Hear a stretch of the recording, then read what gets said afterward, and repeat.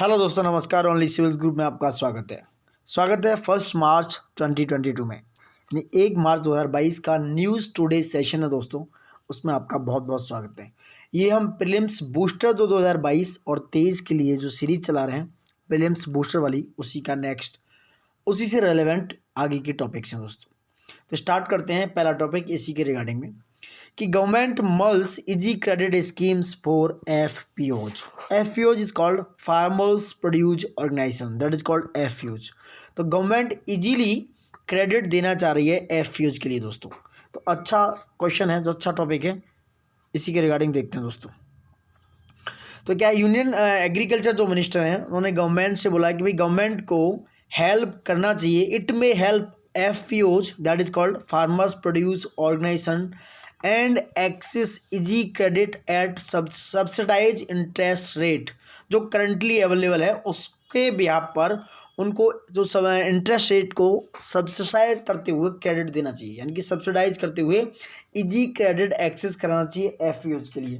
That is called farmers produce organisations दोस्तों। ये union agriculture ministry का कहना है। उन्होंने बोला है कि भाई ऐसा गवर्नमेंट को करना चाहिए। उसी के रिगार्डिंग आगे बात करते हैं दोस्तों कि इस कंसर्न और चैलेंजेस क्या हैं FPO के द्वारा। सबसे पहली बात, लैक ऑफ टेक्निकल नॉलेज, यानी कि टेक्निकल नॉलेज की कमी है, और प्रोफेशनल मैनेजमेंट्स की बहुत ज़्यादा कमी है, यानी कि इनएडुकेट प्रोफेशनल मैनेजमेंट्स हैं। तो ये कहीं ना कहीं एक बहुत बड़ा चैलेंज है FPO के लिए। दूसरा, इनएडुकेट एक्सेस टू क्रेडिट, यानी कि क्रेडिट करने के लिए जो एक्सेस करने के लिए, सॉरी, इनएडुकेट एक्सेस है। क्रेडिट अगर आपको देना भी है तो इनएडुकेट इंफ्रास्ट्रक्चर है, और मार्केट भी इनएडुकेट पेपर पे है दोस्तों।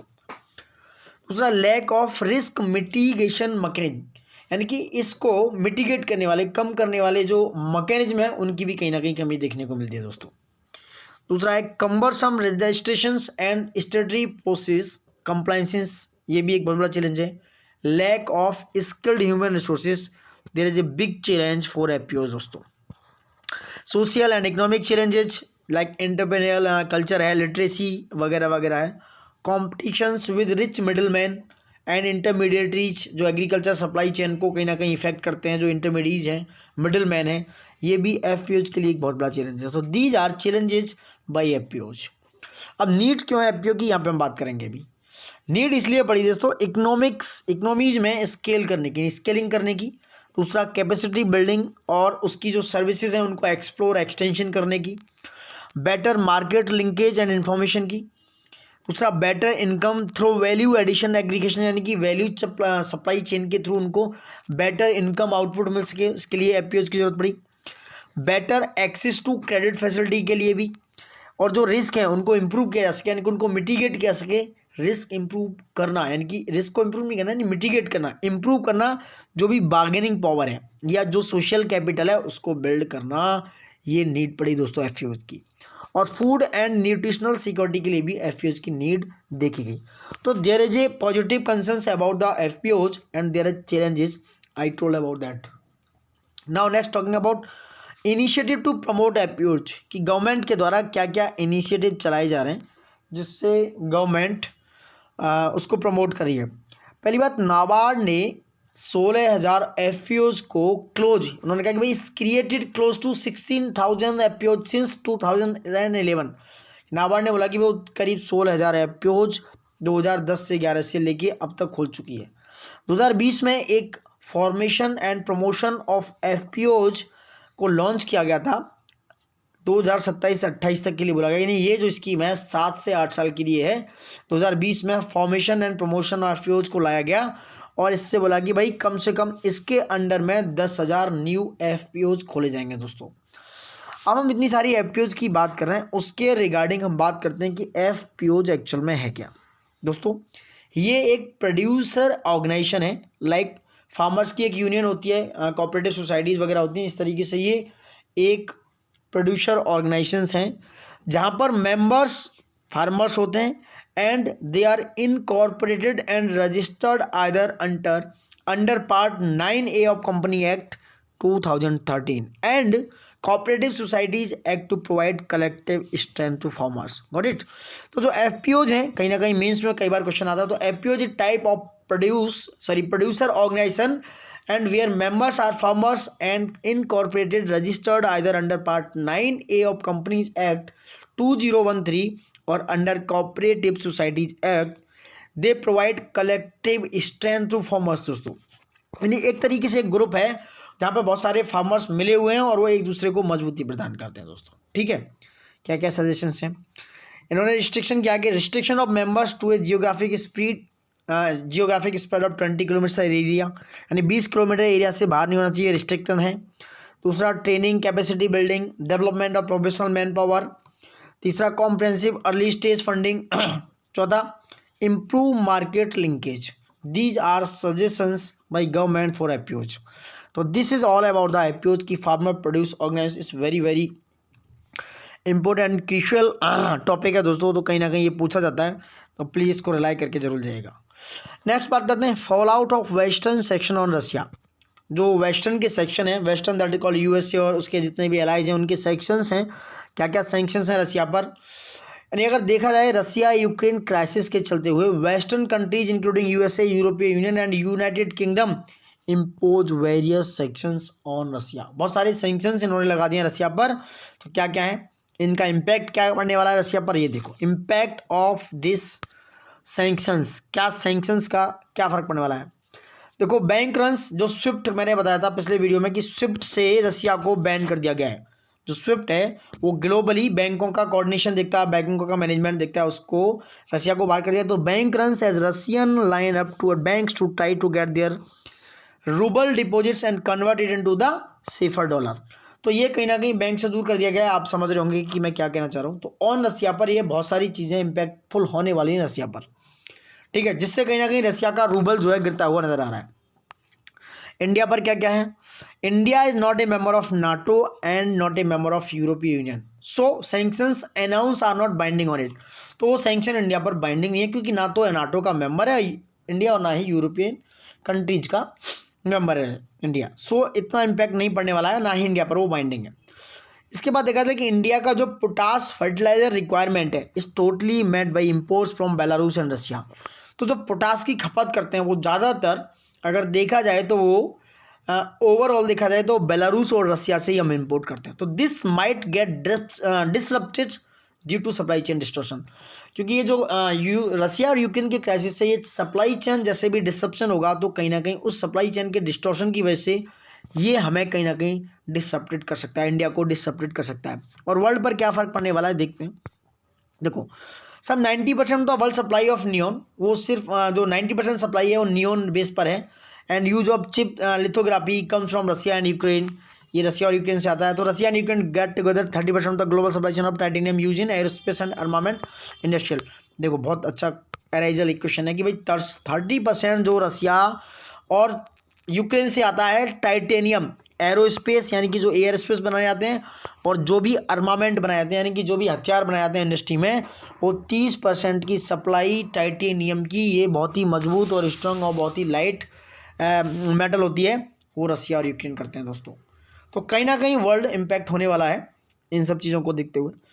Possible Jio political impact of recent development, क्या क्या पॉसिबल इम्पैक्ट हो सकते हैं। अगर देखा जाए कि कंसोलिडेशन जो हुआ है वेस्ट का और जो जितने भी यूरोपियन एलाइज हैं या वगैरह वगैरह का, तो they rejuvenations of North Atlantic Treaty Organisation, तो वो कहीं ना कहीं रेजुवनेशन हुआ है नाटो का। दूसरा कोल्ड वार की बात करें 1950 की, तो they could emerge between an eastern bloc consisting of Russia एक साइड पर था और दूसरा वेस्टर्न पावर एंड उसके एलाइज दूसरे साइड पर थे, जो कोल्ड वार हुआ था 1950 में। तो कहीं ना कहीं ये सिनेरियो चेंज होते रहते हैं, युद्ध हो रहा है आज नहीं तो कल, कल खत्म होगा तो ये चीज़ें कहीं ना कहीं सॉर्ट आउट होंगी। तो ये तो सिनेरियो चलता रहता है दोस्तों। अब बैंक रन्स क्या, बैंक रन्स जो है occur when large group of depositors withdraw their money from bank simultaneously based on fear that the institution will become insolvent. सबसे बड़ी बात, बैंक रन क्या होता है। देखो बैंक रन का मतलब है कि कहीं भी किसी तरह की अनक्रिटिकल इस तरह की सिचुएशन अराइज होती है किसी भी इंस्टीट्यूशन में, चाहे वो वॉर की वजह से हो, चाहे किसी वजह से हो, चाहे फाइनेंशियल क्राइसिस की वजह से हो, तो जितने भी डिपॉजिटर्स हैं वो अपना सारा पैसा उस बैंक से खींच लेते हैं, विड्रॉ कर लेते हैं। और उस बैंक का या उस भी जो भी इंस्टीट्यूशन है उसका दिवालिया निकल जाता है दोस्तों, इट विल बिकम इंसॉल्वेंट। तो ये कहीं ना कहीं बैंक रन कहलाता है कि भाई किसी भी चीज़ में जहाँ जितने भी डिपॉजिटर हैं वो अपना पैसा खींच लेते हैं और पूरा एकदम दिवालिया निकल गया, that is called bank run. अब बात करते हैं India, South Africa, Namibia oppose talk at WTO on e commerce investment MSMEs। बात हो रही है दोस्तों कि इंडिया, साउथ अफ्रीका और नामीबिया इन्होंने अपोज किया है WTO पर। क्या अपोज किया है? ई कॉमर्स कंपनियों पर जो इन्वेस्टमेंट हो रहा है MSMEs में वगैरह वगैरह। तो ये जो कंट्रीज ये इंडिया, साउथ अफ्रीका वगैरह वगैरह, नामीबिया, जो अफ्रीकन कंट्रीज हैं, they are jointly voiced concerns on the plurilateral talks on e commerce. ये बराबर मिलकर बात कर रहे हैं, मिलकर ये लोग। तो WTO का जो कंसर्न है दोस्तों, इसके रिगार्डिंग इसका मेन फंक्शन है जॉइंट स्टेटमेंट इनिशिएटिव। दोस्तों देखो the proponents of the plurilateral talks called the joint statement initiative, they are trying to look for an outcome of the 12th WTO Ministerial Conference and it may take place in June। यानी कि जो जून में होने वाली है 12वीं WTO की meeting जो होने वाली है, मिनिस्ट्रियल कॉन्फ्रेंस जो होने वाली है, उसमें ये जॉइंट स्टेटमेंट इनिशिएटिव को लुक आउट करने वाले हैं दोस्तों, लिखने वाले हैं। तो the proponents of the plurilateral talks called the joint, यानी कि जो प्लूरिलेटरल टॉक्स होती हैं वो क्या आएगा? Joint statement initiative. तो JSI क्या है? यानी कि joint statement initiatives are broadly defined as a plurilateral negotiating tool initiated by group of WTO members on certain issue without adhering to the rules on consensus decision making of the multilateral body, that is called the JSI are broadly defined about this. Now India has refused to be part of the JSI discussion। जो joint statement initiative है, India ने मना कर दिया उसका member बनने से, part बनने से, क्योंकि India believes just need to first focus on mandate areas, कि जो आपके मैंडेट एरियाज हैं जो नेगोशिएशन करने के लिए हैं, या परमानेंट सॉल्यूशन जो फूड प्रिक्योरमेंट सब्सिडी को लेकर है, उस पर आपको ध्यान देना चाहिए। इससे नीड टू फर्स्ट फोकस करना चाहिए, यानी पहली फोकस हमें हमारे मैंडेट एरियाज पर, हमारे नेगोशिएशन एरियाज पर, या जो फूड प्रिक्योरमेंट सब्सिडीज है उसके परमानेंट सॉल्यूशंस की बात करनी चाहिए। And all members need to follow the foundational rules of the rule-based multilateral system। यानी जितने भी मेंबर्स हैं they need to follow the foundational rules को फॉलो करने की ज़रूरत है। and they are inserted in the Marrakech agreement। जो मराकेश एग्रीमेंट है उसमें ये इंसर्ट है, उसमें ये ऑलरेडी इंसर्ट है दोस्तों। मराकेश एग्रीमेंट क्या था? This led to the establishment of the WTO 1994, यानी कि 1994 में 1994 में ये एस्टेब्लिश किया गया था WTO में, Marrakesh agreement. And it highlight the concerns over the fragmentation of multilateral rules following the Tokyo round. और ये कंसर्न क्या था? इसका हाईलाइटेड कंसर्न था कि फ्रेगमेंटेशन करना, over the fragmentation of multilateral rules जो टोक्यो राउंड को फॉलो कर रहे थे। Now developing an integrated more viable and durable multilateral trading system, that is. तो this is the Marrakesh agreement दोस्तों, ठीक है। तो हाईलाइट करता है वो कंसर्न, लाइक जो फ्रेगमेंटेशन ऑफ मल्टीलेटरल रूल्स जो टोक्यो राउंड को फॉलो करते हैं। And it was not favour of, ये इसके फेवर में नहीं कि भाई इंटीग्रेटेड मैनर पे डेवलपिंग हो, मोर वाइबल हो एंड ड्यूरेबिलिटी पे काम हो दोस्तों। Now talking about Tokyo rounds of GATTs, that is called general agreement on tariff and trades, and these are negotiations in 1979 and it had two plurilateral codes. ये जो gets का negotiation है जो 1979 में हुआ, ये एक प्लूरिलेटरल कोर्ट्स है दोस्तों, प्लूरिलेटरल कोर्ट्स है। That's all about India, South Africa, Namibia oppose talks to WTO की बात हो रही है। नाउ IPCC ने क्या रिलीज किया है? तो IPCC रिलीज दोस्तों second part of 6th assessment report IPCC ने रिलीज किया है। क्लाइमेट चेंज 2022 नाम से इसका इम्पैक्ट, एडेप्टेशन एंड वल्नरेबिलिटी की बात कर रहा है। IPCC that is called inter governmental panel on climate change, इसने रिपोर्ट किया है रिव्यूज़ को, उस वल्नरेबिलिटीज़ को और उस कैपेसिटीज़ को, and the limits of the natural world and human society to adapt, कि भाई जो नेचुरल वर्ल्ड है या जो ह्यूमन सोसाइटीज़ हैं उसको अडेप्ट करने की बात कर रहा है। IPCC एक UN बॉडी है जो 1988 में UNEP United Nations Environment Programme और WMO वर्ल्ड मेट्रोलॉजिकल ऑर्गेनाइजेशन के द्वारा 1988 में एस्टेब्लिश किया गया था। इंपॉर्टेंट क्वेश्चन है दोस्तों बन सकता है कि भाई IPCC एक UN की बॉडी है जो UNEP और WMO के द्वारा 1988 में इसको एस्टेब्लिश किया गया था। इसकी हाईलाइट्स क्या है स्पोर्ट्स की, कि भाई जो एडवर्स इम्पैक्ट है क्लाइमेट चेंज पर are far greater, more frequent, बहुत ज़्यादा है, बहुत तेज़ी से, बहुत ज़्यादा तेज़ी से आता है, मतलब फ्रिक्वेंस बेस पे, एंड वॉस्टली मोर डिसरप्टेड, बहुत ज़्यादा डिसरप्टेड है, देन प्रीवियसली अंडरस्टूड, जो पहले होता था उससे ज़्यादा कहीं ना कहीं ये बहुत ज़्यादा हाईली फेस में है। लाइक साउथ एशिया की बात करें, like including India is among the most vulnerable with the Ganga basins likely to face severe water shortage by 2050, यानी कि 2050 तक ये सीवियर गिटेज की बात कर रहा है, सीवियर शॉर्टेज की बात कर रहा है। That's all about south Asia including India की बात हो रही है दोस्तों। Now climate and resilient development की बात हो रही है, human health and wellbeing, equity, justice की बात हो रही है। क्या है, फ्यूचर क्लाइमेट चेंज होना चाहिए, ecosystem transition, livelihood ecosystem service, human system transition. That's all about climate resilient development दोस्तों, ecosystem health and planetary health system. Now talking about mass mortality events on land and oceans, got it. दूसरा, at least half of the world's population lives in region that is areas vulnerable and climate crisis, यानी कि अगर बात करें world का half से ज़्यादा 50% population vulnerable और क्लाइमेट क्राइसिस एरियाज में रहता है। क्लाइमेट क्राइसिस ऐसा इम्पैक्ट फिजिकली और मेंटली बहुत ज़्यादा इफेक्ट करता है वो लोगों को, लाइक टेम्परेचर ज़्यादा है, बारिश का ज़्यादा होना, फ्लडिंग का आना, these are occurrences of diarrhoeal disease, ये कहीं ना कहीं जो डायरियल डिजीज हैं उनको बढ़ावा देता है, उनको इंक्रीमेंट करता है, उनको अक्रेंस को बढ़ाता है। So now world had once conquered on these events, now so it called for ecosystem based adaptation and natural based approach की नीड है, लाइक ग्रीन इंफ्रास्ट्रक्चर की नीड है, and it will be highly and multiple benefits and synergies between adaptation and mitigation. So these things are very highly close to on that note. Mass mortality, got it. तो IPCC की बात होगी दोस्तों, ये बहुत important है कि भाई IPCC ने UN बॉडी और ये 1988 में UNEP और WMO ने इसको एस्टेब्लिश किया था, गॉट इट। नाउ चीता एक्शन प्लान की बात हो रही है, इसको ट्रांसलोकेट किया गया 2022 में। बात करें बैकड्रॉप इंडियन डेलीगेशन जो नामीबिया से है दोस्तों, नामीबिया की बात करें तो backdrop of Indian delegation visiting Namibia, जो नामीबिया गए थे, विजिट किया था नामीबिया में, तो चीता कैपिटल बोला जाता है वर्ल्ड की नामीबिया को दोस्तों। And grounds are being prepared for appointing Namibian cheetah as the country's goodwill ambassador for India 17th 5-year independence.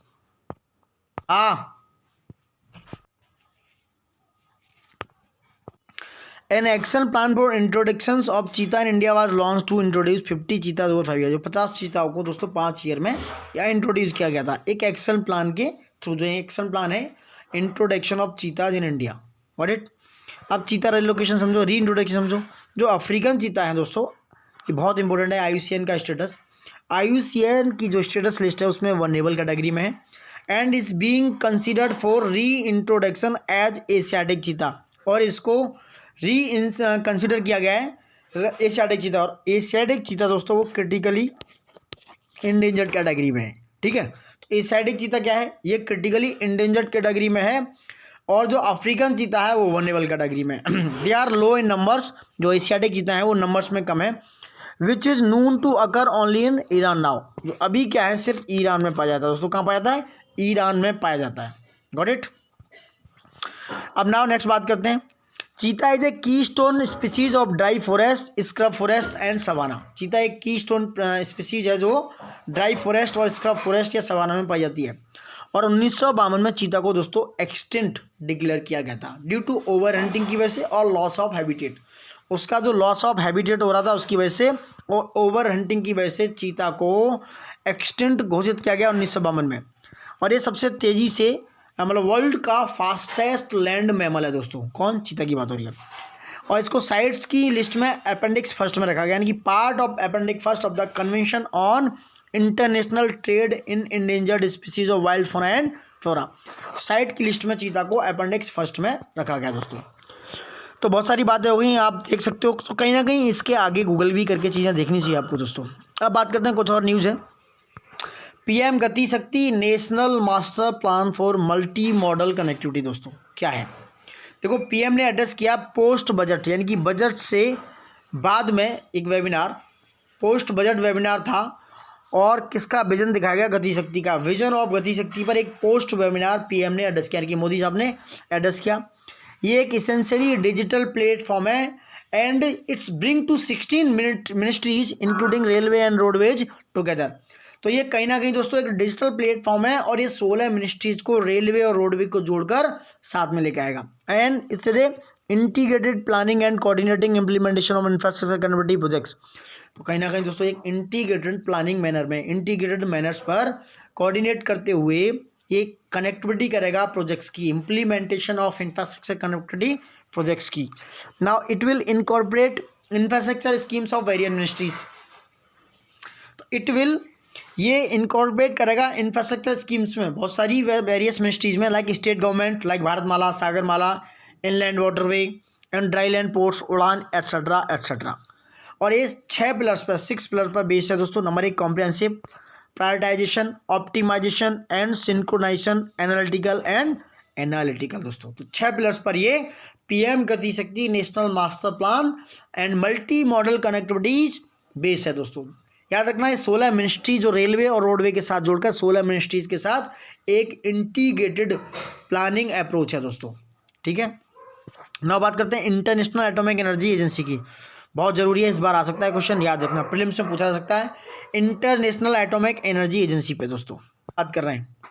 तो IAEA क्या है, इसको इमरजेंसी मीटिंग बुलाई दोस्तों IAEA ने। It's called an emergency meeting to discuss the situation in Ukraine as has 4 active nuclear power plants as well as stores of nuclear waste. तो IAEA ने सबसे बड़ी बात दोस्तों इमरजेंसी मीटिंग क्यों बुलाई, क्योंकि यूक्रेन में 4 एक्टिव न्यूक्लियर पावर प्लांट्स हैं और उसका जो न्यूक्लियर वेस्ट है वहीं पर स्टोर है। अब आइए की बात कर लो, क्योंकि क्वेश्चन आ सकता है इस बार। ये 1957 में दोस्तों एटम्स फॉर पीस ऑर्गेनाइजेशन के तरह से as a it is created in 1957 as atoms for peace organization के बेस पर इसको एस्टेब्लिश किया गया था, क्रिएट किया गया था। ये एक एटोनोमस इंटरनेशनल ऑर्गेनाइजेशन है जो यूनाइटेड नेशन सिस्टम के साथ, UNS सिस्टम के साथ, UNO सिस्टम के साथ काम करता है। इसका ऑब्जेक्टिव है कि works to promote safe, secure and peaceful use of nuclear technologies. ठीक है, और इंडिया इसका फाउंडिंग मेंबर है। बहुत अच्छी बात यह है कि इंडिया फाउंडिंग मेंबर है, तो पूछने के चांस और ज़्यादा बढ़ जाते हैं। Got it. बात करते हैं बाईलेटरल स्वैप अरेंजमेंट्स क्या हैं। बाईलेटरल स्वैप अरेंजमेंट की बात करें दोस्तों, इंडिया एंड जापान ने अभी बाईलेटरल स्वैप एग्रीमेंट किया है $75 बिलियन का, $75 बिलियन। इट्स साइंड इन 2020 में किया था, इसको रिन्यू किया है कि भाई 2020 में, पहली बार 2020 में, अब इसको रिन्यू किया है $75 बिलियन के एग्रीमेंट को। That is called bilateral swap arrangement. About BSA की बात करें तो BSA जो है बाईलेटरल स्वैप अरेंजमेंट जो है 2 वे अरेंजमेंट है, 2 वे अरेंजमेंट है, जहां पर दोनों authorities it can swap their local currencies in exchange for dollars. तो दोनों करेंसियों को स्वैप किया जा सकता है एक्सचेंज फॉर डॉलर्स के बेस पर, यानी कि डॉलर्स को एक्सचेंज करके दोनों करेंसीज को इसमें स्वैप किया जा सकता है। This means India can acquire dollars from Japan. इसका मतलब है कि इंडिया एक्वायर कर सकता है जापान से डॉलर रुपए के बदले में, वहीं जापान जो है डॉलर एक्वायर कर सकता है इंडिया से येन के एक्सचेंज में, exchange for yen. Got it. So this is the bilateral swap arrangements between India and Japan for $75 billion. Got it? Now मिरिया की बात करते हैं। मिरिया, what is मिरिया? मिरिया क्या है दोस्तों? Amidst रूस, रसिया का जो असॉल्ट है, Russia assaults on Ukraine, the Antonov AN-225 और मिरिया was destroyed by Russian troops. Got it guys? ये मिरिया जो है दोस्तों, ये एक रसिया का असॉल्ट है जो यूक्रेन पर फेंका गया। रसिया से assault in Ukraine, the Antonov AN-225 या इसको मिरिया बोला जाता है, इसको डिस्ट्रॉय कर दिया गया है रसिया के द्वारा, रसिया ट्रूप्स के द्वारा। ये सबसे बड़ा वर्ल्ड का गाइस बात हो रही है कि जो यूक्रेन का सबसे बड़ा जहाज था, ये कार्गो एयरक्राफ्ट था, वर्ल्ड का लार्जेस्ट कार्गो एयरक्राफ्ट था, दैट इज कॉल्ड मिरिया। कहीं ना कहीं पूछ सकता है इसको एंटोनोव AN-225 भी बोला गया। ये डिजाइन किया गया था यूक्रेन और USSR के दौरान, जब 1980 में दोनों साथ में थे, प्यार मोहब्बत था, भाई थे। And it tense race to space between the United States and Soviet Union. You can see this. 1980 में जब रसिया 1991 में टूटा तो ये यूक्रेन के ही पास था, तो रसिया ने इसको डिस्ट्रॉय कर दिया। ये है मिरिया। Now talking about INS Visakhapatnam. ये रिसेंटली इंडक्ट हुआ है इंडियन नेवी में, into the Indian Navy, it is inducted recently. और इसको इंडिजियसली डिजाइन किया गया दोस्तों इंडियन नेवी में by Indian Navy's house organization Directorate of Naval Design and constructed by Mazagon Dock Shipyard Buildings Limited द्वारा।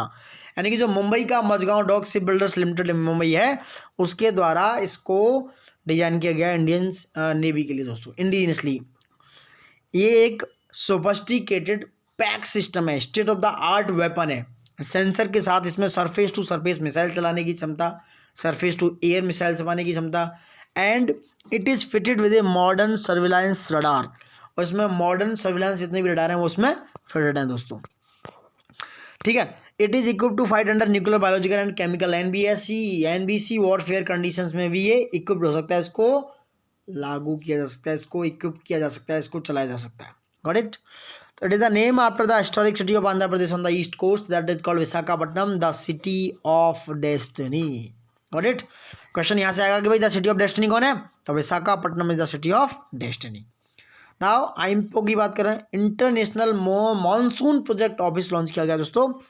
इसको होस्टेड करने वाला है IITM, that is called Indian institute of tropical meteorology, दो मिनिस्ट्री ऑफ अर्थ साइंस के under में, जो कि पुणे में बेस है दोस्तों। ये पुणे में बेस है, मिनिस्ट्री ऑफ अर्थ साइंस के अंडर में काम करता है। इसके द्वारा होस्ट किया गया है international monsoon project office, that is called IMPO. ये बहुत फास्टर वेस में काम करेगा, किसके under, the world climate research programme and world weather research programme के दोस्तों।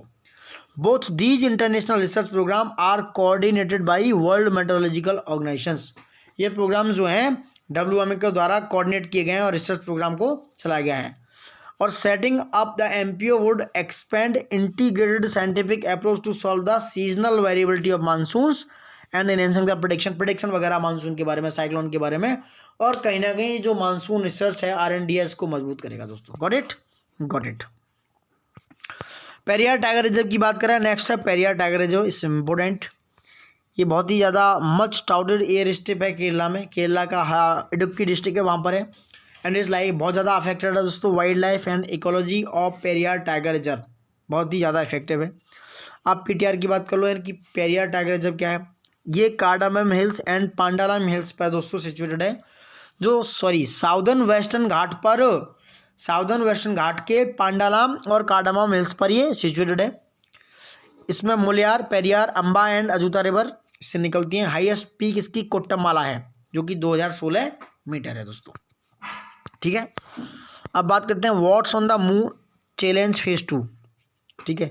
फॉरेस्ट देख लो, ट्रॉपिकल एवरग्रीन फॉरेस्ट है उसमें पेरियार में, tropical semi evergreen forest, moist deciduous forest, grassland and eucalyptus plantation वगैरह है। देखो watts on the moon challenge phase 2 की बात हो रही है, लॉन्च किया नासा ने। It offer up to 4.5 millions का प्राइस है to design, build and demonstrate to prototype that address technology gaps in power transmission and energy storage. Got phase first जो है व्हाट्स का on the moon open in सितंबर 2020 and focus on the ideations of energy management, distribution and storage solution दोस्तों। That is all NASA का mission है watts on the moon challenge phase 2। Electronic goods की बात करें guys, देखो electronic goods क्या है। According to the ministry of commerce industry की बात हो रही है, यानी कि डिटेल शेयरिंग के बाद पता चला ministry of commerce and industry के द्वारा कि इंडिया का जो एक्सपोर्ट है दोस्तों इलेक्ट्रॉनिक गुड्स में, वो $6,600 मिलियन हो गया है। It is rose from $6,600 million in 2013-14 से लेके $12,400 मिलियन हो गया है 2021-22 में, यानी कि 88% हो गया दोस्तों। अब 12,400 मिलियन हो गया।